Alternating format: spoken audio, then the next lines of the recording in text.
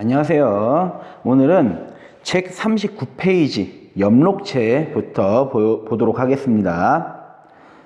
먼저 엽록체의 특징은 외막과 내막의 이중막으로 둘러싸여 있다라는 것입니다. 그래서 이 이중막, 마치 핵막과 같죠. 핵막도 이중막으로 구성되어 있었는데요. 이 내막 안쪽을 보면 틸라코이드라는 구조가 쌓여서 그라나라고 하는 이 층 구조를 만들게 됩니다. 쉽게 이야기하면 아래쪽에 엽록체 그림을 보면 하나를 틸라코이드라고 한다면 이 동전 같은 틸라코이드가 쌓인 구조를 그라나라고 하는 것입니다. 이 틸라코이드 막에는 중요한 물질들이 있는데요. 바로 광합성에 관여하는 여러 가지 색소와 단백질이 있다라는 거고요. 이때 말하는 이 색소의 정체가 바로 엽록소가 됩니다. 그래서 여러분들 엽록체는 세포 소기관이라면 엽록소는 그보다 훨씬 작은 틸라코이드 막에 존재하는 녹색을 나타내는 색소이다 라고 생각을 하시면 됩니다. 그리고 이 내막 안쪽에 스트로마라고 하는 이 액상 공간이 존재하게 됩니다. 이 스트로마는 액상의 형태를 띠고 있죠. 그리고 엽록소의 아주 큰 특징 중에 하나가 바로 자체 DNA와 리보솜이 있어서 스스로 복제하고 증식할 수 있다는 거예요. 마치 몸에 살고 있는 전혀 다른 생명체처럼 내 통제를 따르지 않고 스스로 단백질을 만들어서 복제하고 증식할 수 있는 특징을 가지고 있고요. 그래서 이 엽록체의 DNA는 따로 표시하기 위해서 cpDNA라고 표기를 하기도 합니다. 이때 앞에 붙어있는 CP는 클로로플라스트, 엽록체라는 뜻이에요. 그래서 cpDNA라고 한다라는 거 알면 되고요. 역시 엽록체의 가장 중요한 역할은 바로 이산화탄소를 합성해서 포도당으로 만드는 이 광합성 작용이 되겠죠. 그래서 이 광합성 작용을 통해서 빛 에너지를 포도당이라는 화학 에너지로 전환시키는 역할을 하게 됩니다. 그 밑에 미토콘드리아도 엽록체와 공통점이 많은데요. 같이 한번 보도록 하겠습니다. 역시 미토콘드리아도 외막과 내막의 이중막으로 구성되어 있고요. 이 미토콘드리아의 내막은 안쪽으로 돌출해서 크리스타라고 하는 주름진 구조를 형성합니다. 크리스타. 밑에 보면 이렇게 그 주름진 구조를 형성하고 있죠. 자, 내막이 미토콘드리아 그림 보시면 자, 이렇게 주름져 있는데 이런 구조를 크리스타 구조라고 하고요. 이 내막에 바로 ATP 합성이 필요한 여러 가지 단백질이 존재하게 됩니다. 그리고 마찬가지로 엽록체 스트로마가 있었다면 그 미토콘드리아에는 액상 형태의 기질이 존재하고요. 여기에 자체 DNA와 리보솜을 가지고 있습니다.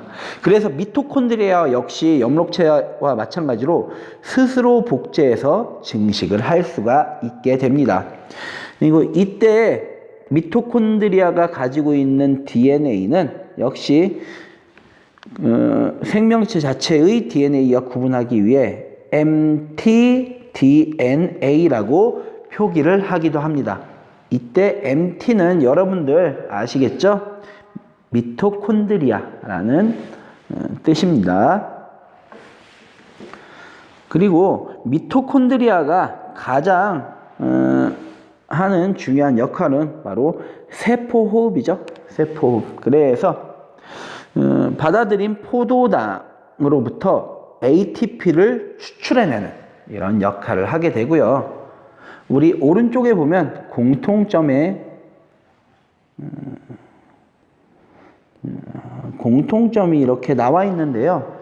바로 이중막으로 둘러싸여 있다라는 것, 그리고 DNA와 리보솜이 있어서 스스로 복제해서 증식이 가능하다라는 것입니다.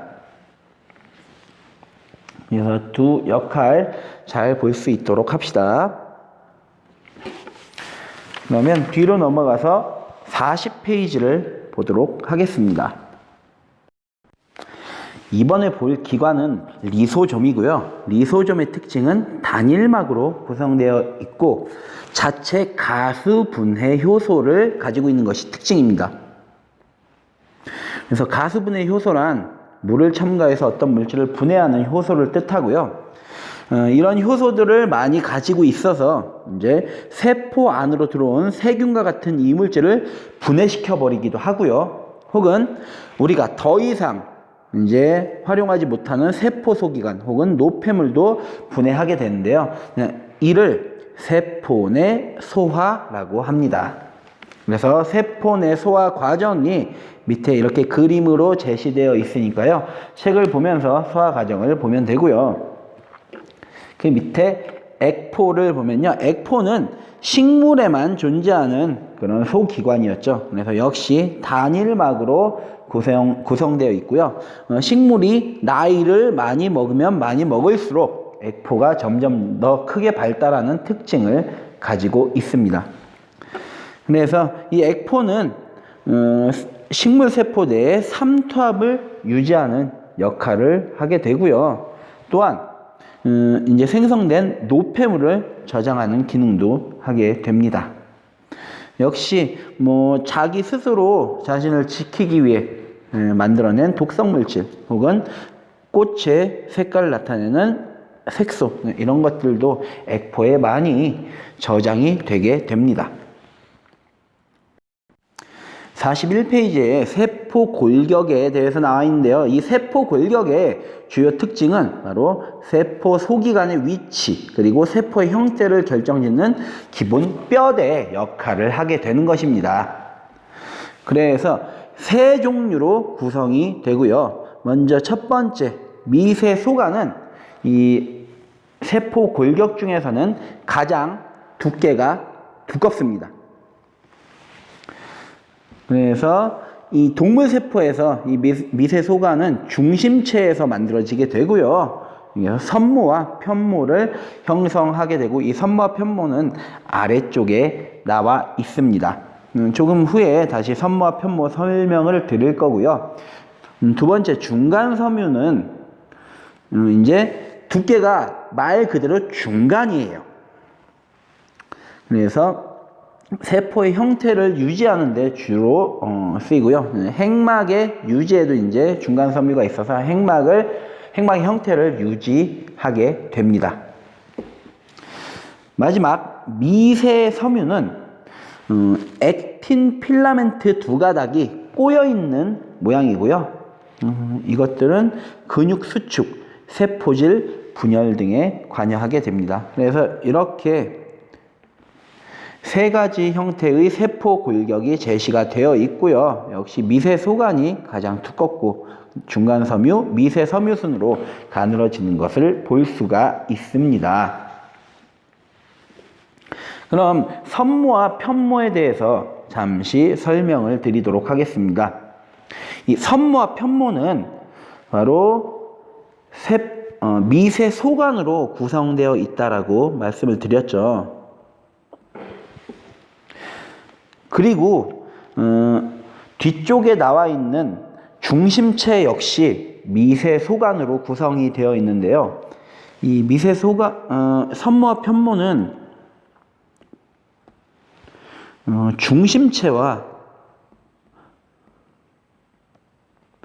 차이점이 존재하게 됩니다. 바로 어떤 차이점이냐? 이 선모와 편모는 미세소관 2개로 이루어진 미세소관 다발 9개가 일정한 형태로 둥글게 배열되고 가운데에 미세소관 2개가 있는 이런 구조라는 거예요.